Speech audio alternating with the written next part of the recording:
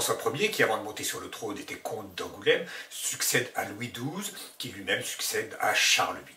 Tous trois étaient cousins, ce sont des Valois. François Ier est un descendant du roi Charles V. Mais il a aussi une maman très aimante qui est Louise de Savoie. Et Louise de Savoie adule son fils. Elle pense que c'est le plus grand, le plus beau et le plus fort. Et François Ier a aussi une sœur qui s'appelle Marguerite. Elle aussi adore son frère. Celui-ci est en outre le gendre du roi Louis XII puisqu'il a épousé sa fille Claude. Et Louis XII, qu'on appelait le père du peuple, a une opinion assez différente de son gendre. Et il dit de lui « Ce gros garçon gâtera tout ».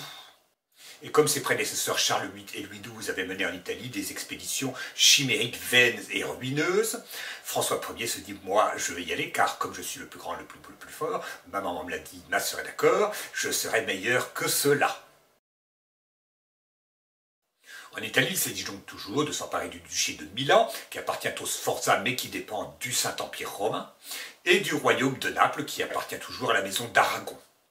Pour mener à bien ces expéditions, François Ier n'a pas pu s'assurer les services des Suisses. En effet, les Suisses avaient combattu pour les Français, mais on avait tardé à les payer. Et donc, aux demandes du roi de France, ils avaient répondu « point d'argent, point de Suisse ». Et c'est aussi à l'instigation du pape Léon X que cette alliance avait été refusée. Car l'Italie est morcelée et le pape y joue un rôle politique, principalement pour nouer et dénouer les alliances. Heureusement, la République de Venise avait accepté de soutenir le roi de France. Et celui-ci franchit les Alpes à la tête d'une armée de 33 000 hommes, dont 22 000 sont en fait des lansquenets allemands, des mercenaires.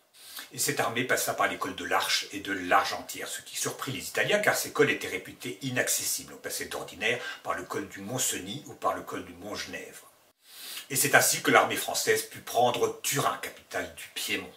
Et elle s'approcha alors de Milan, capitale de la Lombardie et du duché du même nom. Et l'armée établit son camp à Marignan, et c'est là qu'elle fut attaquée par l'armée suisse. Mais l'armée française remporta au bout de 2 jours quand même une victoire qui fut en réalité obtenue par l'arrivée opportune des Vénitiens. Ouf! Et une victoire chèrement acquise, ce fut une véritable boucherie. Il y avait 300 canons dans l'armée française qui ont fait pas mal de dégâts. Et sur le terrain restèrent 9 000 Suisses et de 5 à 8 000 Français, dont la plupart étaient en fait des Allemands. Mais ce fut une victoire quand même. Et on raconte qu'à l'issue de cette bataille, le chevalier Bayard arma chevalier le roi de France sur le champ de bataille. Épisode purement légendaire que personne n'a observé de ses propres yeux et qui en réalité sert à camoufler le fait que François Ier a été armé, comme tous les rois, le jour de son sacre et par le premier prince du sang qui était le connétable de Bourbon. Mais cette légende a été inventée pour la propagande personnelle de François Ier et aussi pour punir le connétable de Bourbon qui par la suite allait trahir, si l'on peut dire, le roi de France. Mais n'anticipons pas, après cette victoire, François Ier alla rendre ses hommages au pape, qui était Léon X, et il lui extorqua le concordat de Bologne, par lequel le pape acceptait que le roi de France nomme lui-même les évêques.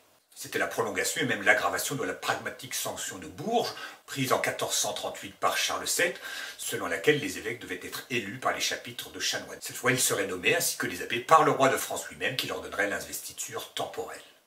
Et Léon X reconnut également la suzeraineté du roi de France sur le Milanais par le traité de Viterbe. Il fut imité par le roi d'Espagne et par l'empereur. Le roi d'Espagne c'est Ferdinand II d'Aragon et l'empereur c'est encore Maximilien Ier, qui par le traité de Noyon reconnurent la possession du Milanais par François Ier, mais en échange obtinrent que plus jamais il ne chercherait à s'emparer du royaume de Naples. Rassurons-nous, les rois de France respectent très rarement les traités. La bataille de Marignan eut aussi une conséquence subsidiaire, c'est la paix perpétuelle qui fut signée entre le roi de France et les cantons suisses. Ceux-ci s'engagèrent à ne jamais fournir de mercenaires pour lutter contre la France. La couronne du Saint-Empire romain était élective en droit, mais en fait, depuis Albert II au XVe siècle, on avait pris l'habitude d'élire systématiquement Habsbourg sur le trône impérial. Malgré tout, à la mort de Maximilien Ier en 1519, François Ier se dit « pourquoi pas moi ?» Après tout, je suis le plus grand, le plus beau, le plus fort, ma maman me l'a dit, ma sœur est d'accord. Et donc il dépensa l'argent à pleines mains pour soudoyer les 7 électeurs. Et il mena par ailleurs une campagne de calomnie contre l'archiduc Charles, le futur Charles Quint, en répandant des libelles insultants à travers tout l'Empire. Mais Charles Quint, de son côté, avait trouvé l'appui d'un consortium de banquiers qui lui avancèrent l'argent nécessaire à l'élection. Il lui en coûta pas moins de 1200 kilos d'or, mais il eut l'astuce de ne pas payer d'avance. Élisez-moi d'abord, je paierai ensuite.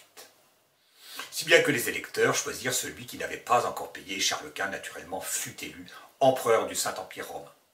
Il était content, mais pas si content que ça, il garda une dent contre François Ier à cause de cet épisode. D'autant plus que la France avait conservé la Bourgogne, les deux Bourgognes, le duché et le comté de Bourgogne, qui de droit lui revenaient, c'était l'héritage de Marie de Bourgogne, fille de Charles le Téméraire. François Ier avait besoin d'alliés pour lutter contre les Habsbourg, qui, dit-on, encerclent la France. Et de fait, il y en a désormais au nord, le Saint-Empire, il y en a en Italie, et il y en a en Espagne, puisque Charles Quint a réuni sur sa tête toutes ses couronnes. Ce serait donc une menace si par hasard les Habsbourg attaquaient la France, ce qui n'arrive jamais. Et néanmoins, on est sans cesse en guerre contre eux, chercher l'erreur. Donc, dans le but de se faire des amis, François Ier convia Henri VIII Tudor au camp du Drap d'Or, près de Guînes, en Picardie. Henri VIII embarqua à Douvres et débarqua chez lui à Calais. Il fut reçu au camp du Drap d'Or par un faste inouï, des banquets somptueux et des joutes magnifiques. Malheureusement, François Ier eut la mauvaise idée de remporter systématiquement tous les tournois. Il eut même l'idée de combattre le roi d'Angleterre à main nue pour se distraire un peu. Et là encore, il fut vainqueur. Vaut, mais c'est une très mauvaise idée quand on reçoit ses amis de les vexer ainsi. Or, Henri VIII était tout comme François Ier, un colosse de près de 2 mètres de haut, et lui aussi pensait être le plus grand, le plus beau, le plus fort. Je ne sais pas qui lui avait dit, mais il semblait bien le croire. Si bien que son amour-propre se trouva froissé, et dès qu'il fut de retour chez lui à Calais, il signa sans attendre un traité secret avec l'empereur Charles Quint. Cette entrevue du camp du Drap d'Or, qui est un des plus fastueux désastres diplomatiques de l'histoire de France, laisse encore de nos jours un souvenir ébloui. À partir de 1528, entre 1528 et 1536, François Ier chercha, faute d'alliance anglaise, l'alliance de Soliman le Magnifique, qui avait l'avantage d'être le maître de la Méditerranée. Une alliance en but uniforme fut impossible parce que le pape la voyait d'un très mauvais œil. Néanmoins furent signés des traités qu'on appelle des capitulations qui accordaient aux seuls navires français le droit de mouiller dans les ports ottomans. Et par ailleurs, le sultan reconnaissait le roi de France comme protecteur des lieux saints. Ça ne voulait pas dire grand-chose, mais c'est un titre qui avait déjà été reconnu à Charlemagne par Haroun al-Rachid.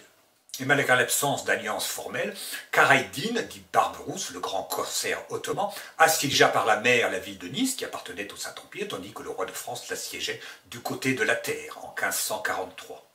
Et à la même époque, les galères ottomanes purent hiverner dans le port de Toulon, bien à l'abri sous la protection du roi de France. En 1531, François Ier fit alliance avec les princes protestants réunis dans la Ligue de Smalkalde. C'était l'époque où le Saint-Empire romain commençait d'être divisé entre catholiques et protestants. Et bien sûr, François Ier, pour affaiblir son adversaire, attisait ces divisions. Il apportait à cette ligue son soutien financier. Mais cette alliance lui permit aussi de recruter en Allemagne des reîtres, c'est-à-dire des cavaliers, de l'allemand Reiter, et des Landsknecht, de l'allemand Landsknecht, c'est de l'infanterie. Et accessoirement, cette alliance avec les protestants permit au roi de France de mettre la main sur les 3 évêchés de Lorraine qui parlaient français, Metz, Toul et Verdun. Cela ne paraît pas grand-chose, mais cette annexion sera une pomme de discorde pendant longtemps entre l'empereur et le roi de France.